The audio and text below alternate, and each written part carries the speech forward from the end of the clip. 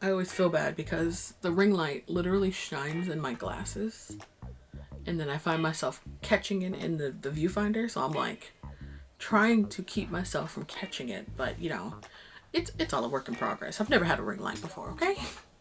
Hello everybody and welcome back to my channel. My name is Jacqueline and this is So Maniacal. I have a real issue. I say this with such apprehension. I have a real issue with trying to find casual wear. Like I have skinny jeans, but I hate them. Like I genuinely hate the way I look in skinny jeans. It's a whole self-deprecating thing, and I don't really want to like spew that negativity online, but I really don't like the way I look in skinny jeans. So I have been exploring my style and my type and what might fit me and blah blah blah, all of that stylist stuff that you can find on YouTube and on the internet. And one of the guides suggested maybe trying out a different style, maybe like a boyfriend style. I'm kind of in between either trying out a boyfriend style or trying out straight or bootcut. Like those are the two other ones I have next. So in this video we're gonna try some bootcut jeans, not bootcut, boyfriend jeans.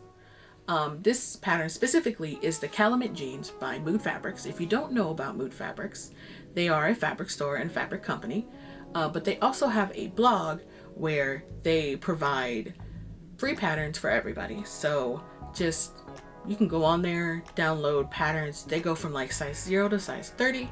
I think it's a really great place for, especially if you're trying to start out sewing. They have like different guides for like, oh, if you want to be a beginner and you don't really know anything, oh, here's some stretchy elastic pants that you can start out with. And I think their size 30 goes up to a size 60 hip.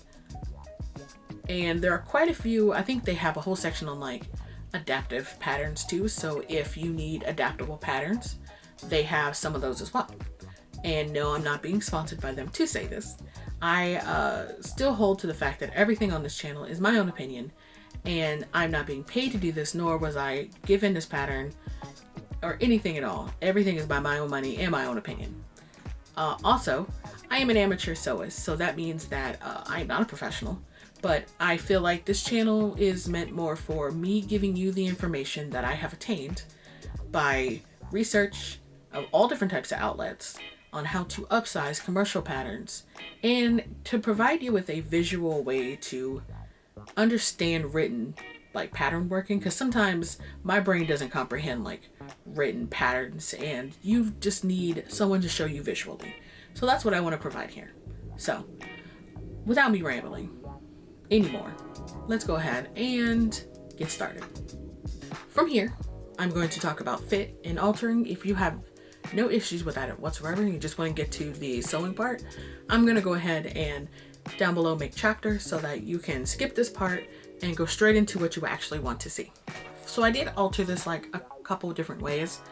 I know that according to the comments, I had quite a few, I think there were a few comments that said that the rise on the pants did not go up with like the increase in size. So like it increased widthways and length, but like the top did not grow with it.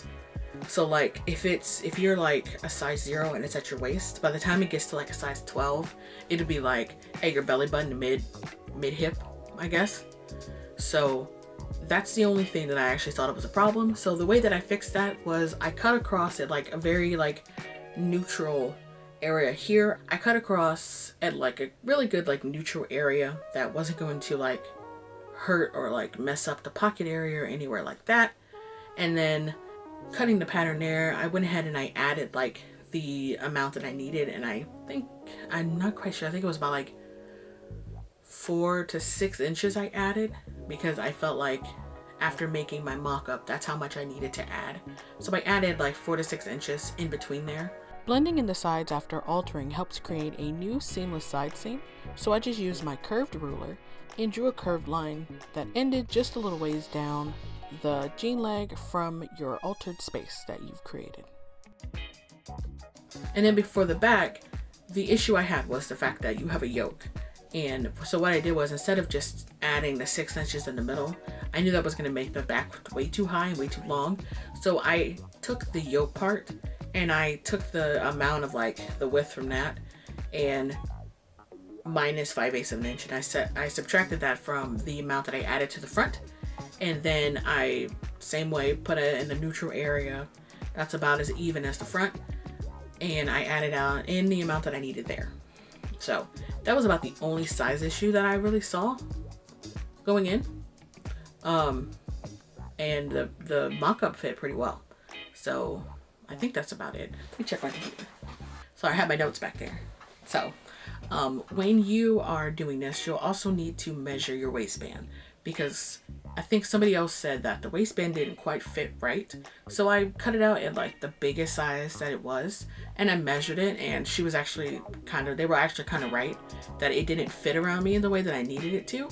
So what I did was I took the waistband and measured how much off it was, because I know at the ends of your waistband there's going to be like little areas that hang off for like your button and stuff. So just watch those areas. But what I did was I cut down the center back, and then I just kind of added what I needed, like width-wise. Like say if I needed like an extra 4 inches for my waist, that's what I added. So, and then I taped it in, and then I marked a new center back. And I felt like, I know a lot of the notches and stuff won't fit afterwards, but I feel like as long as you get the new center back, and as long as you have it so that that overhang that's for the front is where it needs to be at the center front, that's really all that matters, because you need that for your button and everything. So just make sure that those types of things for your waistband are okay. And then the dots and notches and everything are you probably could true those up with the pants and kind of just figure out where the notches are supposed to be with the new alterations. But at the same time, I kind of wing some of those things, which is probably not good. But yeah, it's up to you, honestly, how precise you want to be. And issue number 3 that I found was that the pockets are really small. Like, let me show my fingers real quick. Okay, we're good. For example, like, I read a long time ago in an article that when you have too small buttons for the back of your pants, that they can make your butt look really big. That's just, I know that's like such a first world problem, but I kind of feel like it's something to consider. So if you feel like, oh, my bottom is like my biggest insecurity, and if you put a really, really small pocket on your bottom, it's going to make it look even bigger. So keep that in mind when you're doing it, that when you get to the back, you've done the yoke and everything, take your pattern or like your pattern piece and kind of pin it on and like put it on, I guess, or like put it against yourself to see like, okay, this doesn't make me feel good. So if it doesn't make you feel good, make a bigger pocket. Just kind of fit it in like a good area in the middle of, this does not look good. Put it in a good area in the middle of your back where your pocket should be. And it should be fine, but it's totally up to you. I didn't do it because I'm lazy. For this, I think that's about everything needed for alterations. From here, let's talk about what you're gonna need. You're gonna need 2 to 2.5 yards of fabric, depending on what you got. I used a bull denim from Joann's Fabrics, which they still have. Links to everything that I use is down below.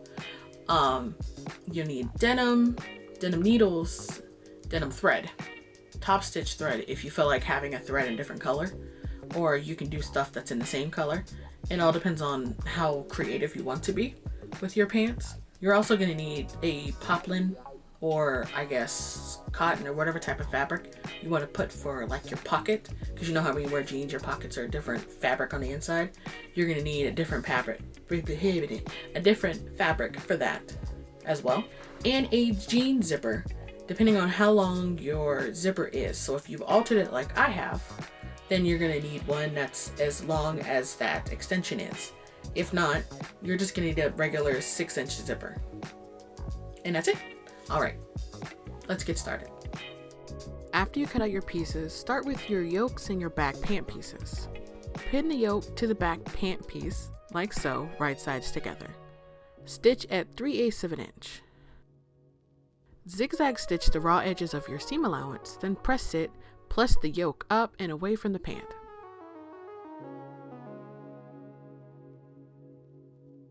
Double top stitch through the seam allowance and into the yoke like so.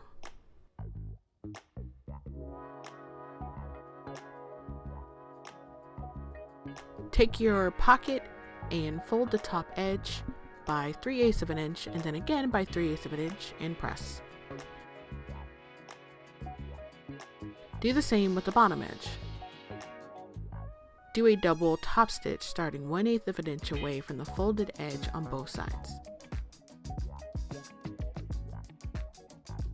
Fold in the sides at 3/8 of an inch, press and stitch 1/8 of an inch away from the raw edge on the inside.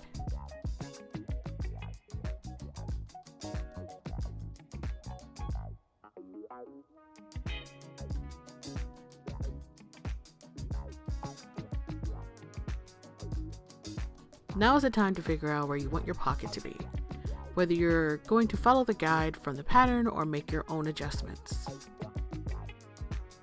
Pin your pocket on all sides in the spot you want and do the double top stitch around the edges of the pocket except for the top.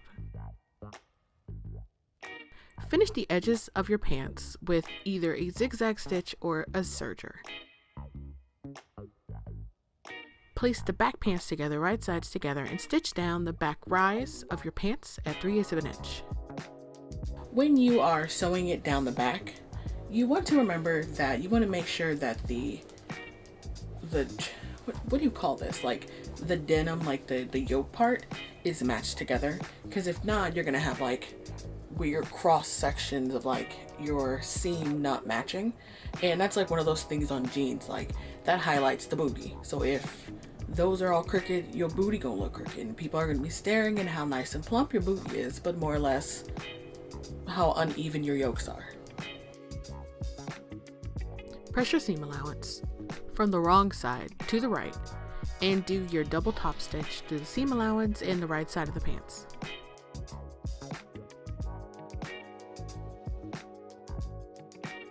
They say to fold your pants out flat after you do this so that it can sit in this position while you sew the front part.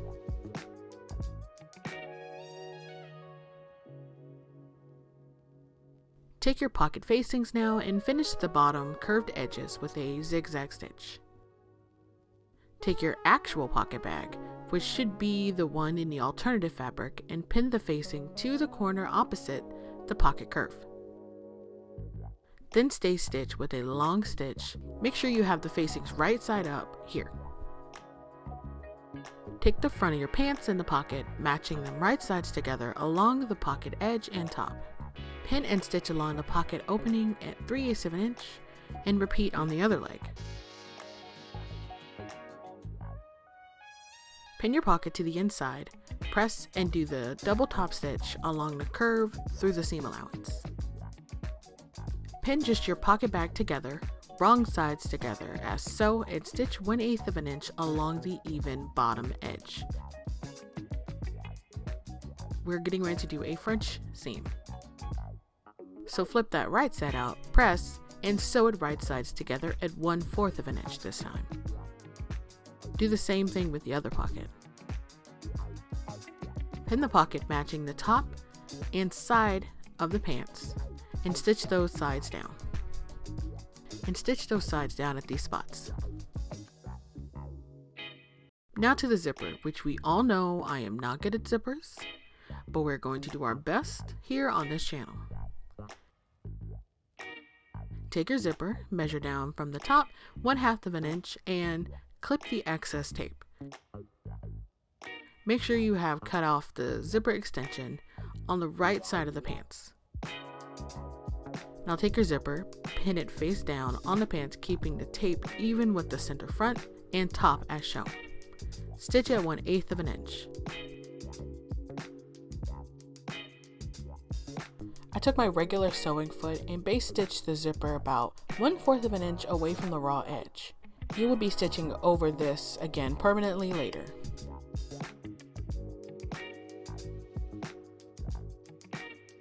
Fold your fly piece in half lengthwise, wrong sides together, and press. Finish the curved raw edge with either a zigzag stitch or overlocking it. If you've been here long enough, you know that I am not good at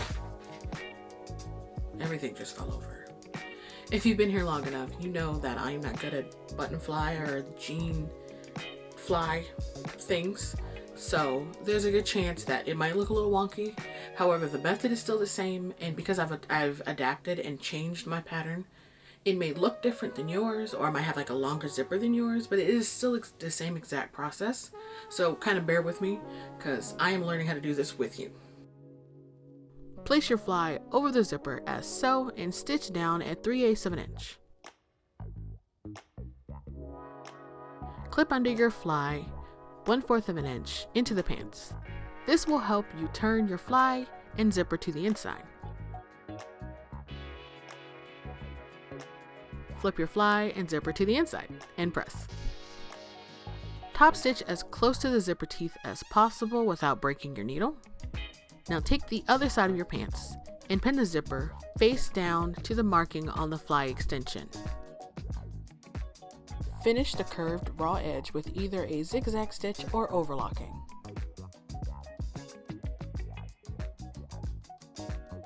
Before sewing the pants crotch, I pulled the pant fabric over the zipper teeth just a little bit like this, the way that it's supposed to go. Like, there's a guideline that kind of shows you on there how to do it, but like it's gonna fold over just a little bit to cover the zipper teeth, and then I pressed to make it look like that, you know, the normal zipper that you see on jeans.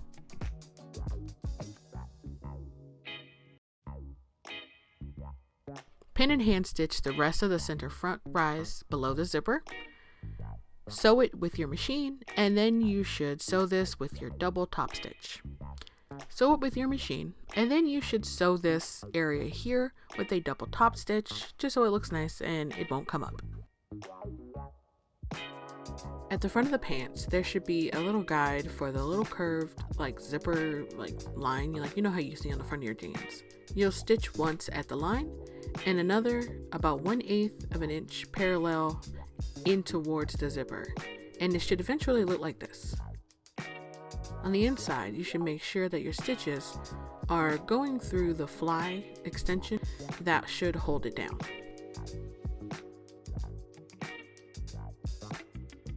Match the front and back of your jeans at the seam and stitch them at 3/8 of an inch. They suggest doing the double top stitch on the out seam, but that's totally up to you. I didn't do it because I was lazy, but it makes it look like jeans if you do. Take your little belt loops and do a base stitch on the guideline at the shorter ends. Fold along the long guidelines, overlapping one side over the other, then press. Stitch the length of the folded edge about 1/8 of an inch inwards on both sides, and repeat with the rest of your belt loops. Pin your belt loops right sides together at the designated notch spots if using them, and base stitch them down. So pin your waistband right sides together to the pants, matching your center back and notches. Make sure that your belt loops are sandwiched in, but leaving the one end free, and stitch at 3/8 of an inch. Make sure that you have an extension over the end of the waistband on the right front if you oversized it. If not, you won't have the extension that you'll be able to use for like your button and your buttonhole. Essentially, you'll have about an inch of overhang. Press your waistband away from your pants. Then fold your waistband together with right sides together. Press up the raw edge on the free end by 1/4 of an inch and pin the waistband like so before you stitch anything. So it should look like this with this little fold like gutter area here. Stitch across the waistband here at 3/8 of an inch on the left side that's facing you. So it should have a little bit of overhang at 3/8 of an inch. If you don't find there's enough when you zip it up to go behind the right side of your pants, then you'll want to make sure that, you don't take up as much in the seam allowance. And then I made sure that the right side of the pants that are facing you are even with the pants. I clipped my corners and off any excess seam allowance and flip to the inside.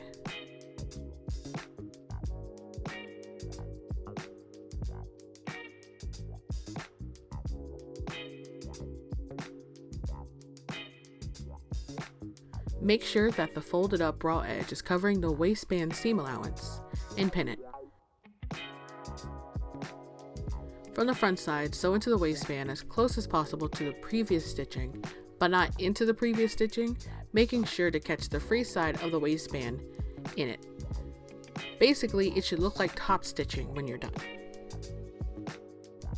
For the belt loops, take the free ends and fold the raw edge in and pin to the top of the waistband. Stitch or hand stitch as best as you can.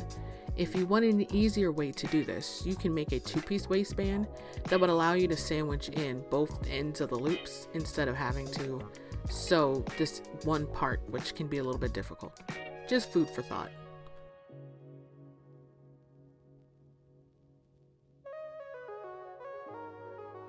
For the button, I zip the pants, making sure that the waistband and the waistband extension overlap, and the extension is behind the other one, and I kind of guessed where I wanted it to be. Putting a buttonhole in these jeans did not agree with my machine, so I had to do it by hand, which I will put a link in the description below on what video I used to help me with that. After I made a hole, I drew into it so that it could make a marking on the extension of the waistband behind it, and that is where I put the jean button. The button consisted of two sides, a screw side and a bulb side. The screw side, I had to cut a little hole to put it through,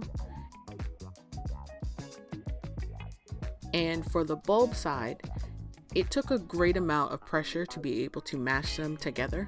So this is where a rubber mallet will come in handy to help you secure the button in place, and just don't hit it too hard.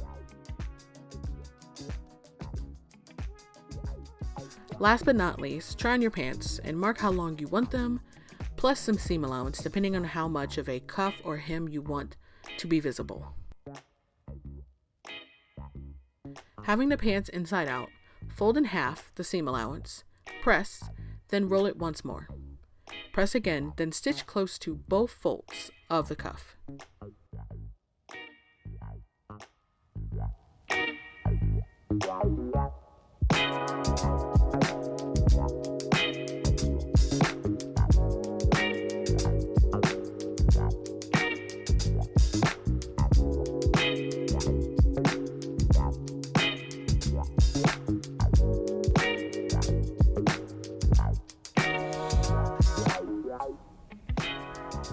Okay, so I hate them. Okay, like I don't know why. I just feel like I'm trying to say this without being insensitive, but my body style is,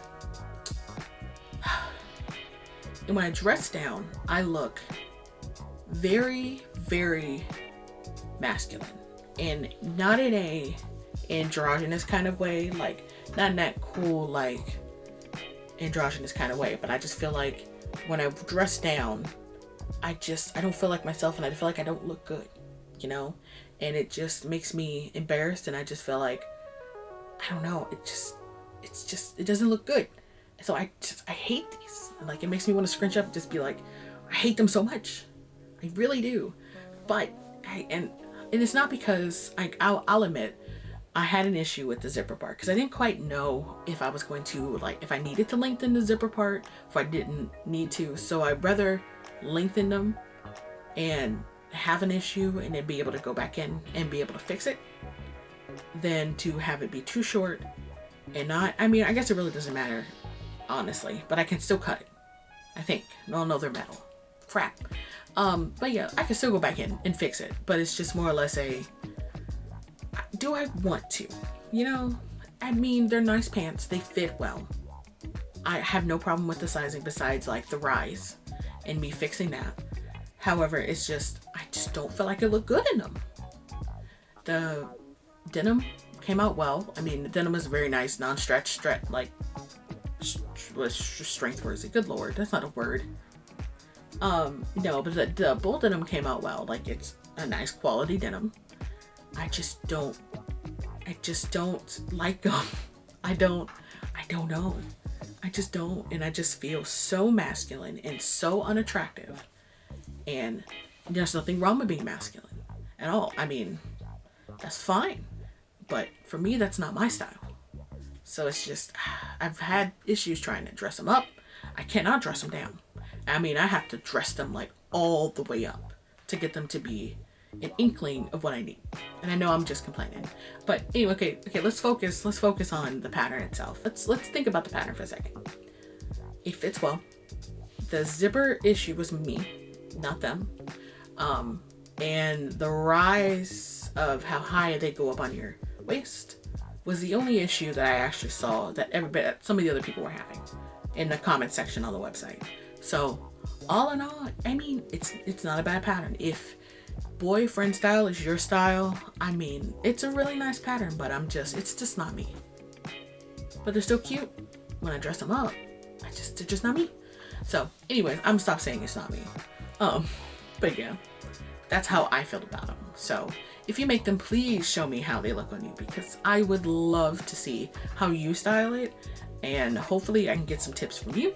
So just tag me with them on Instagram under So Maniacal, and I will go on and like them and tell them how cute you look, because I'm pretty sure you look pretty freaking cute. But anyways, thank you so much for joining me here today. If you have any questions or anything down below, please let me know if anything was not clear, and I will try my best to help you. I am an amateur just as much as you are, so I will just scour the internet for hours and try to figure out what the answer is to your question. Make sure you share and like, and if you feel like subscribing, please do, because I am here to stay. But yeah, thank you so much for watching. Every links to everything in my everything are down below, and I hope to see you folks next time. Goodbye.